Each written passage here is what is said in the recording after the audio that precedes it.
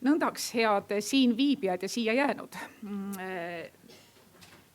Tegelikult on see minu jaoks äärmiselt märgilise tähendusega, et rahvakultuuri ehk siis nagu heilitavalt teda on nimetatud pastlakultuuri sihtkapital on jäetud kõige viimaseks ja erinevatest ettekannetest, kus siis tekkis see küsimus, et mida nende või teiste taotlustega teha.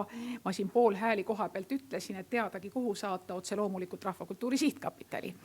Sellepärast, et sinna nemad ka jõudsid ja tavaliselt siis kirjakese või telefonikõnega, et tehke nendega midagi.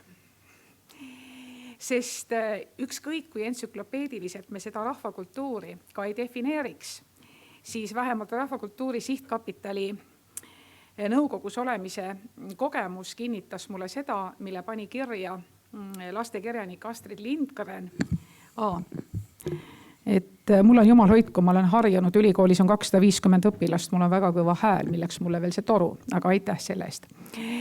Et rahvakultuuri sihtkapitalis olles ma tõdesin seda, et tegelikult kõige paremini defineeris rahvakultuuri mõiste kirjanik, lastekirjanik Astrid Lindgren Pipi raamatus ja see kõlas väga lihtsalt. Te mäletate seda kohta, kui Pipit taheti viia lastekodusse ja sellepärast, et ta elas nii nagu ta elas ja Pipi siis vaatas otsa ja ütles, no mis mõttes? Mina olen laps ja see on minu kodu. Järelikult on see lastekodu. Ja see võiks olla siis ka ühe sõnaga see mall või valem, millega siis püüda defineerida rahvakultuuri kui niisugust, eriti rahvakultuuri sihtkapitali seisukohalt. Ma püüdsin üles kirjutada kõik need valdkonnad, lisaks siis ühesõnaga rahvakultuuri organisatsioonide püsitoetustele, mis meie käest läbi käisid. Ja enne kui ma jõuan nende teemade loendini, siis hommikul, kui kehakultuuri sihtkapitali esindaja rääkis nende taotlustest, tuli mulle meelde üks suure nõukogu koosolek, kus toonane sihtkapitali esimees ütles, et Marju, et täna tuleb meile rääkima kehakultuuri sihtkapitali nõukogu esimees, et katsu siis nagu hästi rahulikuks jääda. Mõtlesin huvitav, miks küll. Ta alustas oma siis sõnavõttu sedasi, et meil oli seekord väga raske taotluste voor, et meil oli üle 200 taotluse. Ja tõsi, sellel hetkel ma tahtsin haarata tubli niisuguse tassi Balderjaniga kao järele, sellepärast, et rahvakultuuri parimate päevade minu nii-öelda jutumärkides minuaegsetel, ma ei taha pretendeerida isikukultusele, aga meie taotluse keskmine arv oli 500–600. Ja need tuli kahtlemata kõik suure hoole ja armastusega läbi töötada. Mis meil sinna siis mahtus, nagu ma ütlesin, et lisaks siis rahvakultuuri erinevatele keskseltsidele, kindlasti kõik see, mis on seotud meie laulu- ja tantsupeo traditsiooniga, siis kindlasti rahvuslik käsitöö, rahvamuusika, kõik see, mis on seotud raamatukogundustega, siis harrastusteatrid, rahvateatrid enam öelda ei tohi, selle ma sain ka selgeks. Siis las mul tuleb meelde, hakkame siis mõtlema, mis siis kõik veel. Ja loomulikult sellest oli juttu, näiteks ka kõik see, mis puudutab meie teadust ja meie teaduspoliitika peegeldus või on peegeldanud 25 aasta jooksul vaieldamatult ka rahvakultuuri sihtkapitalis rohkemal või vähemal määral. Näiteks kui Kirjandusmuuseumil ei olnud võimalik saada teadusrahastust, siis oli üsna eksistentsiaalsed probleemid, kuidas Kirjandusmuuseumi osakondade tööd hoida vee peal. Või näiteks arutasime tõsimeeli selle üle, et kas akadeemiliste folkloristike teadusväljaannete jätkamist tuleks toetada. Missugune kirjandus, missugune osa muusikast on kõik see, mis siis jääb rahvakultuuri valdkonda ja kahtlemata me toetasime ka ajakirjandust, olgu selleks näiteks toona siis tegevust alustanud Müürileht või siis ajaleht Keskus ja mitmed teised. Nii et see ampluaa tegelikult või ütleme need valdkonnad, mis rahvakultuuri sihtkapitali käest vähemalt toona läbi käisid, olid väga ja väga laiad. Kui nüüd minu käest küsida, et kas ja kuivõrd me oleme mõjutanud kultuurpoliitikat, siis seda otse loomulikult ja kindlasti. Sellepärast, et iga otsuse vastuvõtmisega, kas rahastada või mitte ja millises mahus, me tegelikult selekteerime ja nii-öelda teaduskeeles väljendudes me toome tagalavalt esilavale selle, mida me arvame olevat toetust väärt. ja see on ühel või teisel viisil märguanne või signaal ka Eesti ühiskonnale, et need on niisugused tegevused, mida siis ühel või teisel viisil peetakse vajalikuks ja vääriliseks toetada, mis ühel või teisel viisil esindavad paremal moel siis ka meie rahvakultuuri ja selle väga erinevaid valdkondi. Selle 25 aasta jooksul on kahtlemata rahvakultuuri vallas toimunud selles mõttes olulised muudatused, et 25 aastat tagasi eesti keeles veel sellist sõna ei olnud nagu kultuuripärand või vaimne kultuuripärand.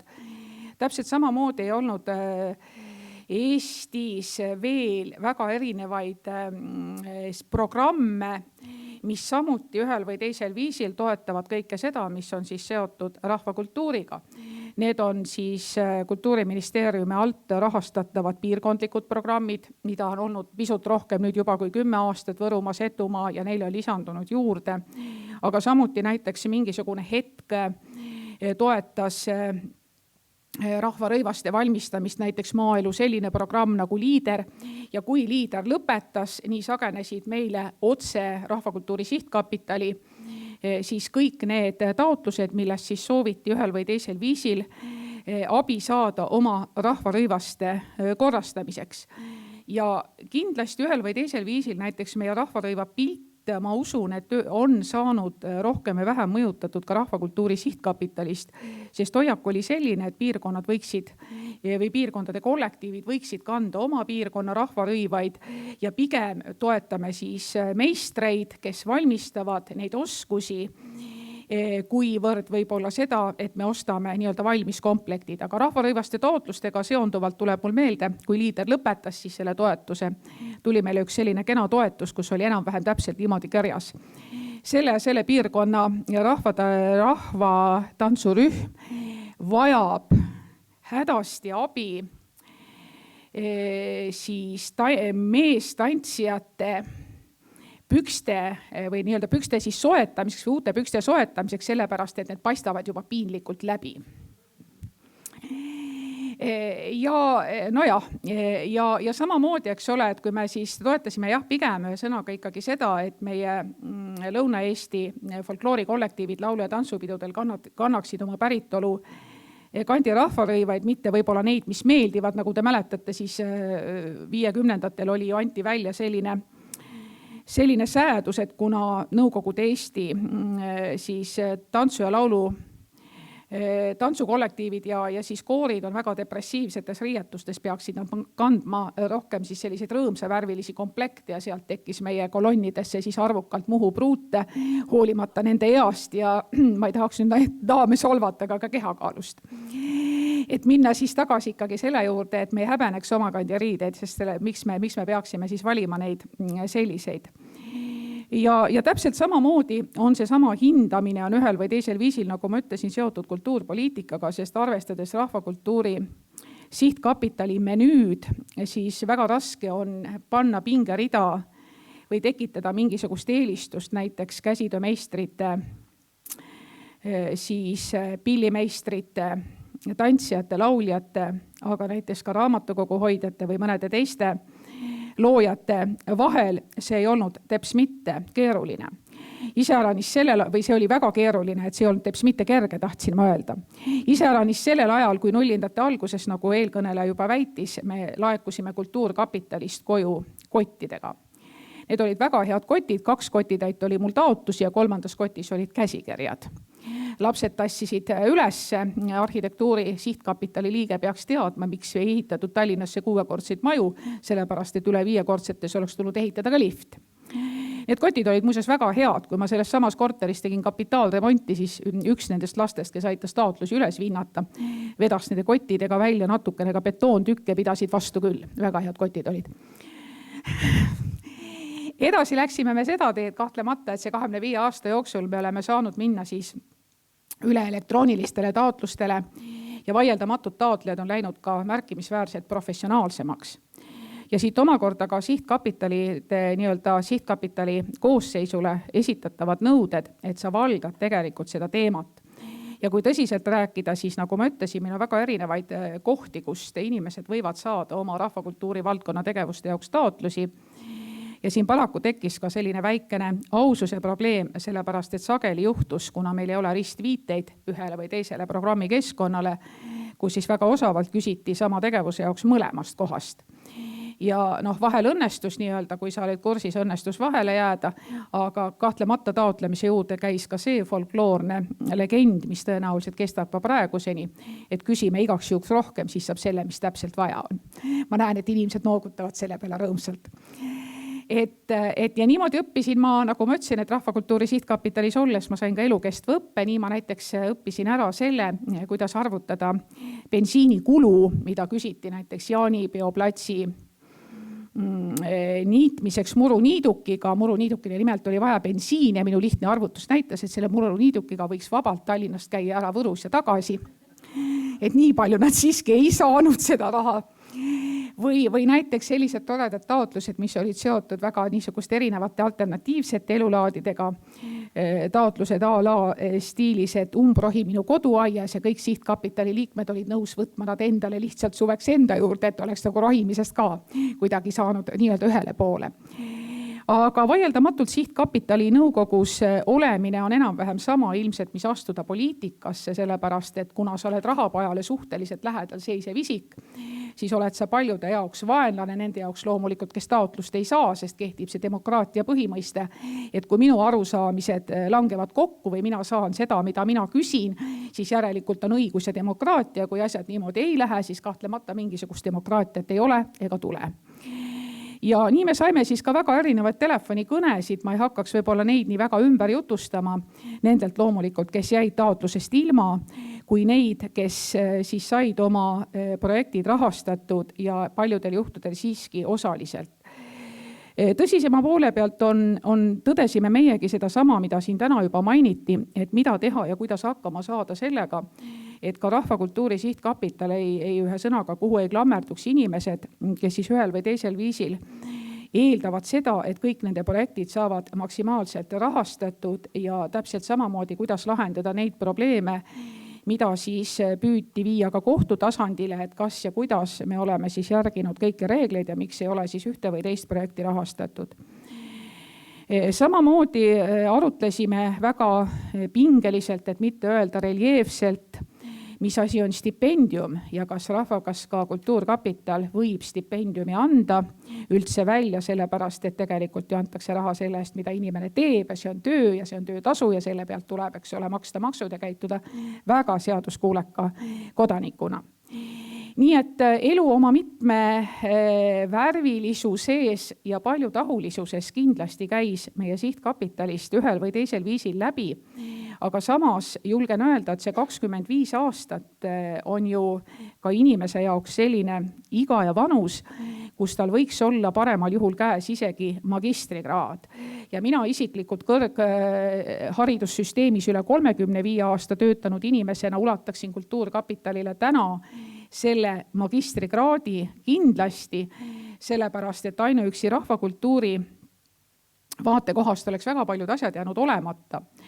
Olgu selleks meie välissõidud, kus kas siis folkloorikollektiivid, lastekoorid või mingisugused muud ühendused on esindanud Eestit parimal moel, kas siis lähemal või kaugemal välismaal. Olgu selleks meie omad üritused, mida me oleme teinud, olgu selleks ühe või teise valdkonna toetamine ja nagu ma ütlesin, minu jaoks on see poliitika, see märgib seda, et me tegelikult ühel või teisel viisil väärtustame neid inimesi ja väärtustame neid tegevusi, mida need inimesed teevad.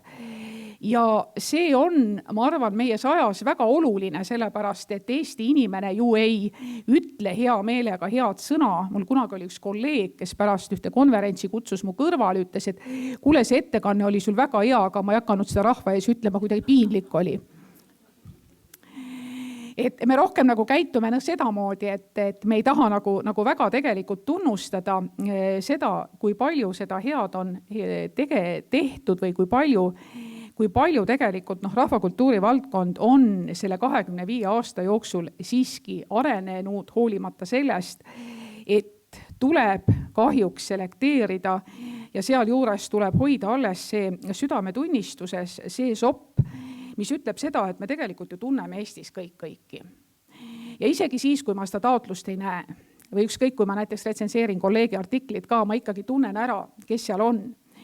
Et ei teeks nagu selliseid valikuid, et tegelikult on ta mu hea kolleeg, tal on siin üks teine paber on ju puudu, aga tegelikult ma tean, et ta teeb õiget asja, ma pigistan 1 või 1,5 silma kinni, et las ta saab selle taotluse.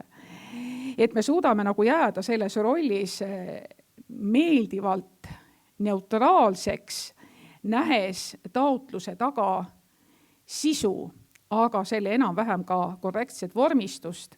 See on mingisugune, ma ei oska öelda, kas see on näitaja, aga vähemal määral siiski, et me peame käituma nii-öelda avaliku õiguslikus ruumis maksimaalselt korrektselt. Ja seesama niisugune see eetiline pale või eetiline hoiak on minu arvates selles töös nagu tõepoolest hästi oluline. Et mida aeg siia poole, mida lähemale sellele nii-öelda 25-le, seda professionaalsemaks on läinud projektikirjutajad. Ja sageli on sedasi, et projekt on küll väga ilus paberi peal vaadata, aga nagu ütles vist Papa Kreutzwald, et mitte koorukene ei pea olema see kõige tähtsam, vaid see sisu. Et nii-öelda kuidas siis viia omavahel korrelatsiooni, et projekt oleks kirjutatud hästi, et aruandlus oleks läbipaistev, raha oleks kulutatud sihipäraselt ja tegelikult on see ka jätkusuutlik. Ka see on kultuurpoliitika, kas me tahame seda või mitte. Ja ma mäletan Kultuurkapitali algusaegadel, kui see aruandlus tekkis ja sellega oli väga palju pahandust, et mis mõttes te küsite, eks ole, mis ma selle rahaga tegin ja kuhu ma ta panin. Mul oli üks idee, aga see idee läks vett vedama, et kui teeks õige niisuguse lihtsa taotluse. Tahan raha, vähe, palju, märkige ristikene. Raha palun tuua mulle kätte sularahas, ümbrikus, hõbekandikul. Ja see on nagu kõik, et ärme mitte midagi rohkem küsi, sellepärast, et ka väga paljud inimesed, kes on kultuurivaldkonnaga seotud, tõepoolest mõistsid, et see on nagu inimõigus saada Kultuurkapitalist toetust ja saada Kultuurkapitalist raha. Ja kui seda mingil põhjusel ette nähtud koguses ei anta, et siis on nagu natukene midagi pahasti ja kuna süüdlased on loomulikult sihtkapital ja sihtkapitali liikmed. Aga samamoodi me teadsime alati seda, et paraku sellest taotluste massist, mis meile tuleb, me saame koostada pingerea ja see pingerida on jälle niisugune subjektiivne mõiste, sest ükskõik kui häid kriteeriume sa ka ei teeks ühe või teise taotluse hindamiseks, me peame endale siiski aru andma, et igat taotlust me hindame ikkagi subjektiivselt. Ükskõik kui õiglased me ei tahaks selle kõige juures olla. Ja sestap omalt poolt soovin kõigile nendele inimestele, kes saavad siia sihtkapitalidesse valitud, nõukogudesse valitud. Tahaksin omalt poolt soovida just nimelt seda sõbralikku objektiivsust taotluste menetlemisel, pikka meelt ja võrratult head huumorimeelt. Sellepärast, et teisiti, ma arvan, selles kontekstis ellu jäämine võib mõjuda tervist kahjustavalt, et nagu meil kodus öeldi, telefon heliseb, see oli veel lauatelefoni aeg, vanempoeg võtab vastu. Ema ei saa kohe 2 päeva. Ema on haige või? Ema ei ole haige, teda ei tohi praegu üldse ärritada, ta teeb Kultuurkapitali taotlusi. Nii et ma ühe sõnaga tänan selle võimaluse eest siin üles astuda ja soovin Kultuurkapitalile pikka iga ja kui minu võimuses oleks, siis ma ütleks, et te olete magistrieksami teinud, nii hoida. Aitäh!